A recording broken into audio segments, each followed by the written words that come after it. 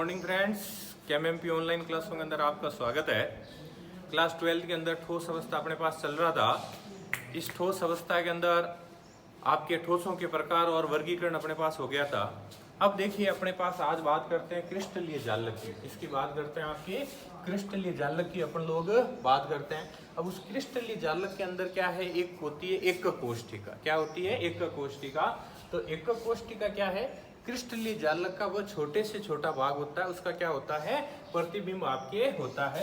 तो आज सबसे पहले अपन जो बात करेंगे वो करेंगे एक कोष्ठिका के पैरामीटर। इसकी बात करेंगे एक कोष्ठिका के पैरामीटर की अपन लोग बात करेंगे। फिर से बता देता हूँ, एक कोष्ठिका क्या है? क्रिस्टलीय जालक का छोटे से छोटा भाग होता है, ठीक है भाई, जिसके अवयवी कणों को क्या करते हैं अपन? बिंदुओं के द्वारा। जिसके अवयवी कणों को किसके द्वारा?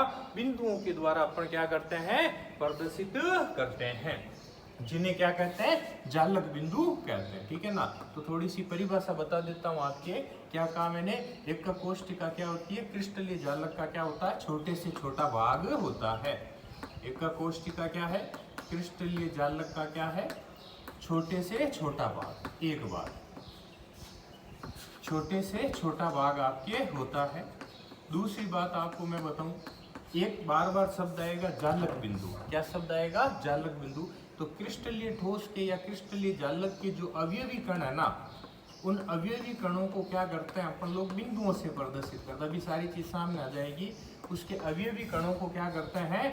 बिंदुओं के द्वारा क्या करते हैं अपन लोग? प्रदर्शित करते हैं। उन बिंदुओं को क्या कहते हैं भाई अपन लोग? जालक बिंदु कहते हैं। क्या कहते हैं?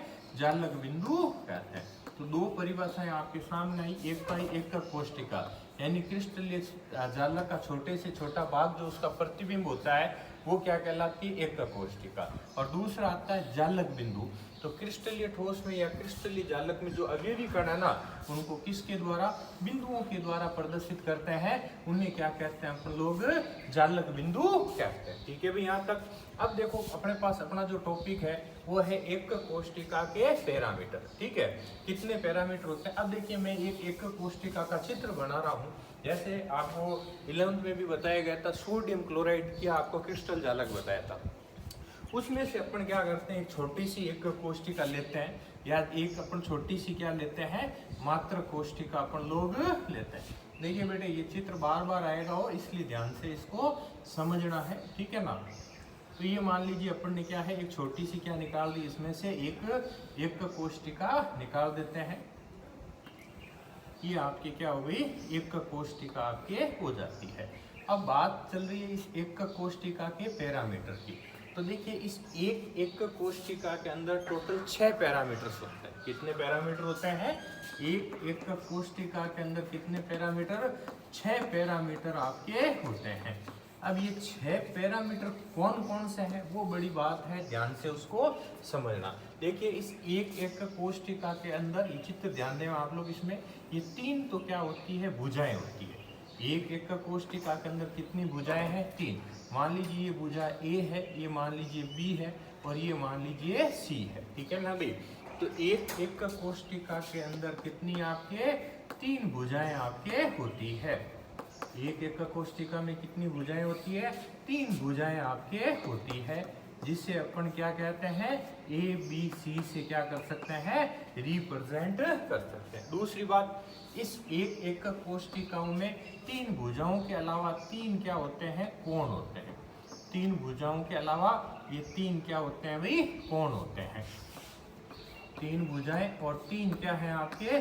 कोण हैं, जिन्हें अपन लोग अल्फा, बीटा और गामा से रिप्रेजेंट कर सकते हैं। अल्फा, बीटा और गामा से रिप्रेजेंट कर सकते हैं, जो एक दूसरे के लंबवत हो भी सकते हैं और आपके नहीं भी हो सकते, ठीक है भाई। तो ये छोटा सवाल बोर्ड में बहुत बार आया हुआ है कि एक कोष्ठिका में कितने पैरामीटर होते हैं? तो एक कोष्ठिका में कुल 6 पैरामीटर्स होते हैं। वो 6 पैरामीटर कौन कौन से हैं बेटे? तो इसमें 3 तो होती है भुजाएं। क्या होती है? 3 भुजाएं होती है, जिसे ए बी सी से अपन लोग रिप्रेजेंट करते हैं, और 3 कोण होते हैं, जिसे किससे? अल्फा, बीटा, गामा से प्रदर्शित। जैसे ए और बी के बीच में आपके बीटा हो गया, बी सी के बीच में अल्फा हो गया, ये गामा हो गया, ए और सी के बीच में क्या हो गया, अल्फा हो गया। तो ये टोटल कितने हो गए, 6 आपके पैरामीटर्स। और ये कोण एक दूसरे के लंबवत भी हो सकता है और नहीं भी। अब देखिए इसके आधार पर मैं आपको बता रहा हूँ 7 क्रिस्टलीय समूह होते हैं, जिसमें आपकी किताब में टेबल दी हुई है, उस टेबल को आप अच्छी तरह से पढ़ेंगे, जिसमें गणीय है, एकंताक्ष है, विषम लंबाक्ष है। मतलब इन कोण और भुजाओं के आधार पर एक कोष्टिका को 7 भागों में अपन लोग बांट सकते हैं। ठीक है भाई, तो ये कहलाते हैं एक कोष्टिका के पैरामीटर। अब अपने पास जो नेक्स्ट बात होगी वो ध्यान से आप लोग सुनिए, वो है एक कोष्टिका के प्रकार। क्या बता रहा हूँ, एक कोष्टिका के प्रकार, या यूं कह सकते हैं क्रिस्टलीय जालक के क्या है आपके प्रकार। ठीक है, क्या क्या बता रहा हूँ आपके, पहली चीज क्या बता रहा हूँ, एक कोष्टिका के प्रकार, या आप लोग क्रिस्टलीय जालक के प्रकार भी कह सकते हैं। ये एक कोष्टिका के प्रकार। तो देखिए बहुत सरल परिभाषा है, सारी चित्र से है, ठीक है ना। तो एक कोष्टिका के प्रकार में देखिए सबसे पहले, बार बार चित्र बनेंगे भाई, सबसे पहली आती है आद एकक कोष्टिका। सबसे पहली कौन सी आती है आपके, आद एकक कोष्टिका आती है। ठीक है भाई, ये आपके आद एकक कोष्टिका। अब क्या इसकी परिभाषा रहेगी, आद एकक कोष्टिका किसे अपन लोग कहते हैं। जैसे अभी मैंने आपकी ये एक कोष्टिका बनाई है, ये एक एकक कोष्टिका, ये एक एकक कोष्टिका है। अब इसको आद एकक कोष्टिका किसे कहते हैं, ध्यान से समझना मेरी बात को, कि वह एक कोष्टिका जिसमें अवयवी कण, अभी मैंने कहा ना जालक बिंदु या अवयवी कण कहाँ पर आपके घन के कोनों पर स्थित हो। कहाँ पर स्थित हो, वह एक कोष्टिका जिसमें अवयवी कण कहाँ पर उपस्थित हो, घन के कोनों पर उपस्थित हो, तो उसे अपन क्या कहते हैं, आद एकक कोष्टिका कहते हैं। समझे बात को, वह एक कोष्टिका जिसमें अवयवी कण, जिसमें अवयवी कण कहाँ पर स्थित होते हैं भाई, घन के कोनों पर। ठीक है, अवयवी कण कहाँ पर स्थित हो, घन के कोनों पर स्थित हो, तो उसे क्या कहते हैं आपके, आद एकक कोष्टिका कहते हैं। ठीक है भाई, तो अब इसमें कोई बता सकता अवयवी कणों की संख्या कितनी हो गई। आद एकक कोष्टिका में अवयवी कण कितने होते हैं, 1 2 3 4 5 6 7 और 8, यानी अवयवी कणों की संख्या जो है वो क्या होती है आपके, 8 होती है। ठीक है भाई, अवयवी कण कितने हैं इसमें, 8 आपके आद एकक कोष्टिका में होते हैं। तो ये पहली कहलाती है आद एकक कोष्टिका। दूसरी होती है केंद्रीय एकक कोष्टिका। दूसरी कौन सी होती है आपके, केंद्रीय एकक कोष्टिका। ध्यान से समझना, केंद्रीय एकक कोष्टिका। अब देखो इसके अंदर आपको बता देता हूं, इस प्रकार की एकक कोष्टिका में अवयवी कण घन के कोनों के अलावा अन्य स्थानों पर उपस्थित होते हैं। यानी घन के कोनों पर तो है ही, घन के कोनों के अलावा क्या है, अन्य स्थान पर उपस्थित हो, तो उसे क्या कहते हैं, केंद्रीय एकक कोष्टिका कहते हैं। क्या कहा मैंने इसमें, अवयवी कण जो है वो क्या है, घन के कोनों के अलावा, घन के कोनों के अलावा अन्य स्थानों पर उपस्थित होते हैं। ठीक है भाई, अलावा क्या है, अन्य स्थानों पर उपस्थित होते हैं। क्या कहलाती है आपके, केंद्रीय एकक कोष्टिका कहलाती है। अब देखिए आपको बताऊं, जो केंद्रीय एकक कोष्टिका है ना भाई, ये खुद आगे 3 प्रकार की होती है। ये खुद कितने प्रकार की होती है, 3 प्रकार की आपके होती है। केंद्रीय एकक कोष्टिका कितने प्रकार की है, 3 प्रकार की अपने पास होती है। अब उसके 3 प्रकार कौन कौन से, एक तो होती है अनंत केंद्रीय एकक कोष्टिका, एक होती है फलक केंद्रीय एकक कोष्टिका, और एक होती है अनंतीय केंद्रीय एकक कोष्टिका। तो देखिए एकक कोष्टिका,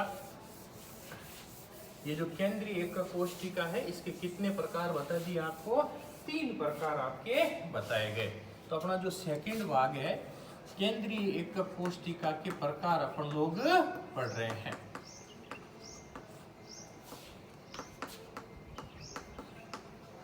कोष्ठिका के प्रकार। अब इसके प्रकारों के अंदर पहला कौन सा कहा था मैंने, अनंत केंद्रीय। पहला कौन सा, अनंत केंद्रीय एकक कोष्ठिका। तो देखिए ये अनंत केंद्रीय एकक कोष्ठिका है, इसकी क्या डेफिनेशन होगी, तो बहुत सरल डेफिनेशन है। इस प्रकार की एकक कोष्ठिका में, ये अपन एकक कोष्ठिका बना रहे हैं, ठीक है भाई, ये एकक कोष्ठिका,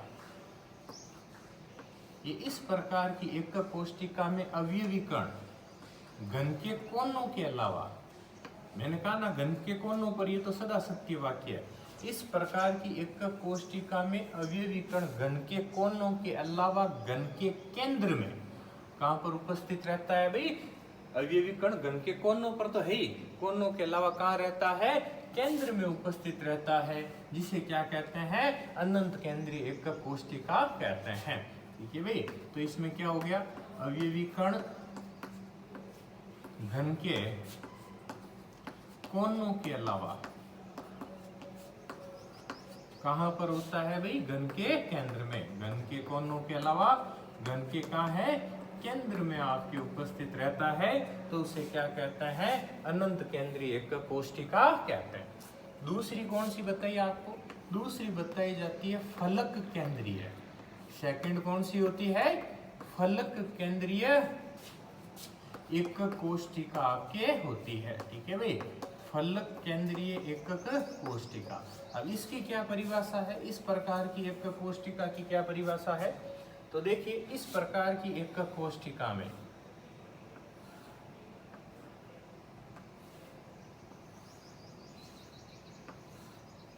ये एकक कोष्ठिका बना रहे हैं अपन लोग, ठीक है भाई।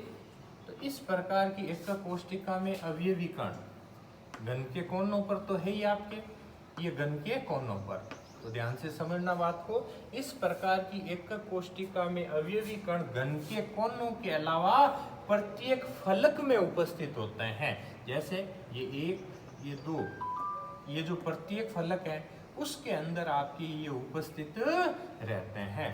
घन के कोनों के अलावा क्या है, प्रत्येक फलक में उपस्थित रहते हैं, तो उसे क्या कहते हैं, फलक केंद्रीय एकक कोष्ठिका कहते हैं। तो क्या परिभाषा आई भाई आपके इसमें, इसमें जो अवयवी कण है वो कहां पर, घन के कोनों के अलावा, घन के कोनों के अलावा प्रत्येक फलक में उपस्थित रहते हैं। ठीक है भाई, प्रत्येक फलक में, तो फलक में कितने अवयवी कण हो गए, टोटल 6। एक घन में 6 फलक होता है ना, उन 6 फलकों के अंदर आपके उपस्थित रहते हैं, तो उसे क्या कहते हैं अपन लोग, फलक केंद्रीय एकक कोष्ठिका कहते हैं। ठीक है भाई, क्या कहलाती है, फलक केंद्रीय एकक कोष्ठिका कहलाती है। और तीसरा जो प्रकार आपको बताया गया था वो था अनंत्य। देखो थोड़ा शब्द है, पहला अनंत है, दूसरा क्या है, अनंत्य शब्द है। शब्द कौन सा है, अनंत्य एकक कोष्ठिका। तो इसका जो सी प्रकार है वो कौन सा आ जाएगा, अनंत्य।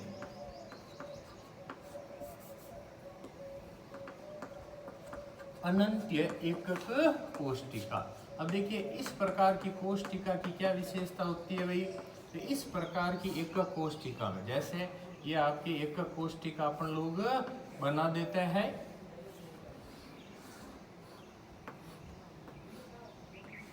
इसमें अवयवी कण घन के कोनों के अलावा, ये देखिए घन के कोनों पे, ये तो सदा सत्य वाक्य है, घन के कोनों के अलावा दो विपरीत फलकों में उपस्थित हो। जैसे इसमें और आपके क्या है, इसमें हो सकते हैं, दो विपरीत फलकों में उपस्थित हो, तो उसे क्या कहते हैं अपन, अनंत्य एकक कोष्ठिका कहते हैं। ठीक है, क्या कहा मैंने, इस प्रकार की एकक कोष्ठिका में जो अवयवी कण है वो कहाँ पर उपस्थित होते हैं भाई, आपके घन के कोनों के अलावा, घन के क्या है आपके कोनों के अलावा जो है आपके वो क्या है, दो विपरीत फलकों में उपस्थित होते हैं। दो क्या है आपके विपरीत फलकों में उपस्थित होते हैं उससे अपन लोग क्या कहते हैं भाई, अनंत एक कोष्टिका कहते हैं। तो इस तरह से ये एक कोष्टिका के क्या होते हैं, प्रकार होते हैं। फिर से सुनिए, देखिए दो प्रकार बताए गए थे। एक तो थी आद एक कोष्टिका और दूसरी कौन सी थी आपके, केंद्रीय एकक कोष्टिका। आद्य एकक कोष्टिका में अवयवी कण कहाँ मिलेंगे, घन के कोनों पर मिलेंगे, ठीक है। और केंद्रीय एकक कोष्टिका में घन के कोनों के अलावा कई दूसरी जगह पर आपको अवयवी कण मिलेंगे। तो इसके तीन प्रकार बताए। एक तो बताया अनंत एकक कोष्टिका, दूसरा बताया फलक और तीसरा अनंत्य। अनंत में तो अवयवी कण कहाँ होगा, घन के कोने में होगा, नहीं सॉरी घन के केंद्र में होगा। जबकि फलक में क्या होगा, आपके फलकों के अंदर उपस्थित, घन के कोनों के अलावा प्रत्येक फलक में उपस्थित। और अनंत्य में क्या बताया था, अवयवी कण घन के कोनों के अलावा दो विपरीत फलकों में उपस्थित आपके होता है, ठीक है भाई। तो ये इस तरह से आप एकक कोष्टिका के क्या हो जाते हैं, प्रकार। अब अपने पास जो नेक्स्ट पीरियड रहेगा इसमें अपने को क्या करनी होती है, कैलकुलेशन करनी होती है, ठीक है ना। एकक कोष्टिका में जो अवयवी कण है ना, इनकी अपने को क्या करनी होती है, गणना करनी होती है। तो गणना का मतलब ये अवयवी कण क्या है, इनका क्या योगदान रहता है पूरा, उसके बारे में अपने को चर्चा करनी होती है। तो आज के कालांश के अंदर आपके दो टॉपिक करवा दिए बेटे। एक तो कुछ परिभाषाएं बताई एकक कोष्टिका की, उसके बाद आपके जालक बिंदु वगैरह है ना, मात्र कोष्टिका, एकक कोष्टिका या इसे मात्र कोष्टिका भी कह सकते हैं, ध्यान रखना। तो एक तो आपको इसमें बताया गया पैरामीटर्स, क्या बताए थे भाई, पैरामीटर्स। और दूसरा जो आपको बताया गया था वो आपके एकक कोष्टिका क्या क्या बताया गया था, वर्गीकरण, ठीक है भाई। तो इसको अच्छी तरह से आप लोग पढ़ें और अपनी कॉपी के अंदर क्या करें भाई, नोट करें, ठीक है। धन्यवाद।